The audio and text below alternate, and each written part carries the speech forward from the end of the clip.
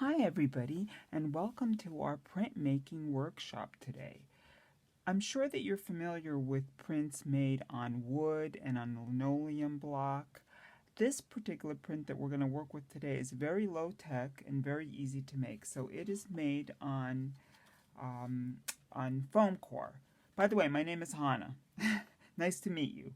So you can purchase the foam core through Amazon. It comes in sheets that are 6 by 9 or 9 by 12. I happen to cut this one in half because I'm going to make a small card today. But this is one that I made earlier, and I just wanted to show it to you. So first of all, you want to make a drawing. So I made this drawing and created, and I put the drawing right on top of my foam and then pressed right through this, and I'm going to go over it and etched in the lines. So these lines are pressed into the foam core. So again, this is super low tech, but you get some cool results with it. So anyway, let's begin. So first thing you want to do is make some drawings, do some sketching, and I did this flower. I'm feeling like that's the theme, are flowers for me this particular time around. And you can do an abstract design, you can do animals, you could do whatever you wish. So I cut my foam in half, so it's 4.5 inches. It's 9 by 6, so it's 4.5 by 9. And the tools that we're going to need for this obviously is paper, the foam, any kind of water-soluble markers. I happen to be using Mr. Sketch. They're quite good, and they smell. They smell really good. So if you remember, the kids used to like these. A wooden spoon will be helpful for this project, a sponge or a spray bottle, and paper towels. Of course, a pencil and eraser from doing your sketch. So I got started with this and made a sketch, and I wanted to keep it pretty simple, nothing too complicated. It's good to have a little bit of a, so you want to get your paper to be the right size and give yourself the opportunity to fold the paper right on top of the foam core.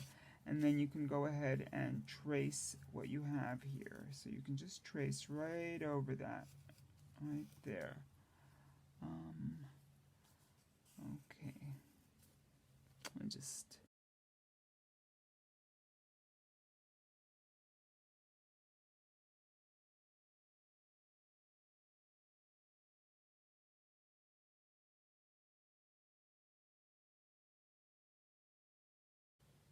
Okay, as you can see, I filled this in so it wouldn't take so long. But don't forget, you can add colors. You know, if you want to have different, you can mix the colors, which is sort of nice. Make the backgrounds, and you can experiment on the same piece of foam, and not multiple times. So I'll just do a quick little experiment with that. I love these markers. Not only do they smell good, but they are very nice and runny. They have a lot of ink in them. But as I said, you could use Crayola markers as well.